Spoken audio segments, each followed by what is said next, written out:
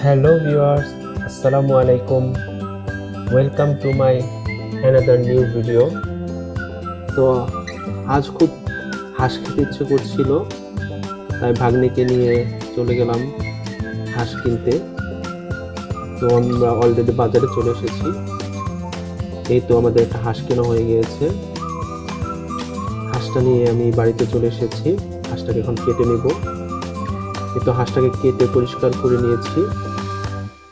তো হাঁস রান্নার শুরুতেই আমি একটা স্পেশাল গরম মশলা তৈরি করে নেব। প্রথমে একটা তাওয়া বসিয়ে দেব। তাওয়ার ভিতরে এলাচ, দারচিনি, গোলমরিচ, জিরা, তেজপাতা দিয়ে ভালো করে শুকনো খোলায় টেলে নেব, সুন্দর একটি সুঘ্রাণ না বের হওয়া পর্যন্ত। তারপর এটিকে পাটায় ভালোভাবে পিষে নিব। আর যাদের বাসায় ব্লেন্ডার আছে তারা ব্লেন্ডারে এটাকে সুন্দরভাবে ব্লেন্ড করে নিতে পারবেন। তো আমি পাটায় এটাকে পিষে নিচ্ছি। তো এবার আমি মূল রান্নায় চলে যাচ্ছি। একটি মাটির হাঁড়ি আমি চুলায় বসিয়ে দিলাম। হাঁড়িটি গরম হওয়ার পর আমি সরষের তেল দিয়ে দিচ্ছি। খুবই কম পরিমাণে তেল দিচ্ছি, যেহেতু হাঁসে প্রচুর পরিমাণে তেল থাকে, তাই তেল কম দিলেই খুবই ভালো হয়। এরপর হাঁড়িতে আমি সুন্দরভাবে তেলটাকে লাগিয়ে নিলাম। এবার তেল গরম হওয়ার পর এতে রসুন থেতো করে নিয়েছি, সেটাকে দিয়ে দিলাম। এরপর হাঁসের রান্নার জন্য সবসময় একটু বেশি করে পেঁয়াজ দিতে হয়, এতে করে হাঁসের টেস্ট অনেক ভালো আসে। তো আমি একটু বেশি পরিমাণেই পেঁয়াজ দিয়ে নিচ্ছি। এবার রসুন আর পেঁয়াজটা খুব ভালোভাবে আমি ভেজে নেব। আমি মশলা কষাবো না, আমি মাংসের সাথে আলাদাভাবে মশলাগুলো দিয়ে নেব। এখানে আদা বাটা, রসুন বাটা, জিরা বাটা, মরিচ গুঁড়া, হলুদ গুঁড়া, ধনিয়া গুঁড়া, লবণ দিয়ে ভালোভাবে মিশিয়ে নিচ্ছি। এটাকে আমি মেরিনেট করব না, এদিক পাশে আমার পেঁয়াজ এবং রসুনটা ভাজা হচ্ছে।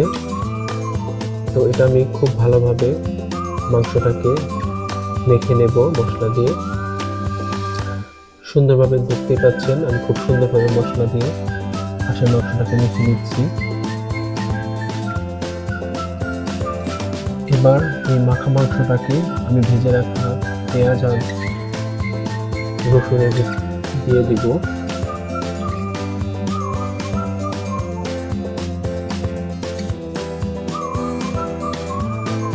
তো এবার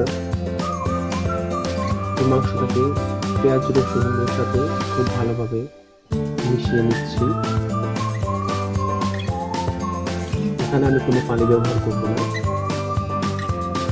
এটা কষাতে কষাতেই মাংস থেকে অনেক পানি উঠবে, সেই পানি দিয়ে আমি মাংসটাকে খুব ভালোভাবে কষিয়ে নেব।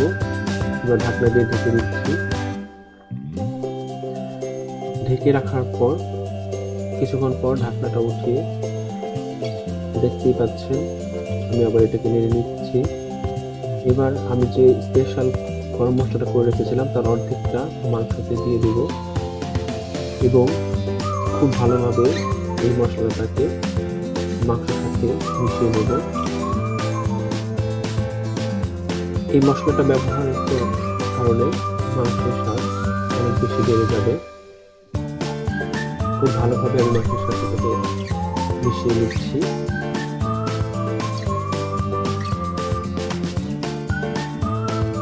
আমি মাংসটা আবার ঢাকা দিয়ে দেব। মাঝে মধ্যে ঢাকনা উঠিয়ে মাংসটাকে খুব সুন্দরভাবে ছেড়ে দেব। কষানো হয়ে গিয়েছে। এবার আমি বেশ কিছু পরিমাণে পানি দিয়ে দেব, এতে করে মাংসটা সিদ্ধও হয়ে যাবে। আর যেহেতু এটা হাঁসের মাংস, তো এটাতে আমি একটু ঝোল ঝোল রাখবো, একদম গা মাখা করবো না, কারণ হাঁসের মাংসের ঝোল খেতেও অনেক টেস্টি হয়। এবার আমি ঢেকে দিচ্ছি। আমি মাঝে মধ্যে নেড়ে দিয়েছি ঢাকনা খুলে খুলে। তো এই পর্যায়ে এবার আমি ঢাকনাটা উঠিয়ে নিচ্ছি। দেখতেই পাচ্ছেন মাংসটা একদম হয়ে এসেছে। এবার বাকি গরম মশলাটা আমি মাংসতে দিয়ে দিব। এবার মাংসটা ঢেকে কিছুক্ষণ রান্না করব। তো মাংস হয়ে গিয়েছে। আমরা সবাই খিচুড়ি রান্না করে হাঁসের মাংস দিয়ে খেতে শুরু করে দিয়েছি। তো সবাই ভালো থাকবেন, ধন্যবাদ। এবং আমার চ্যানেল নুমান কুকিং স্টুডিওকে অবশ্যই সাবস্ক্রাইব করবেন, লাইক, কমেন্ট, শেয়ার করবেন। আল্লাহ হাফেজ।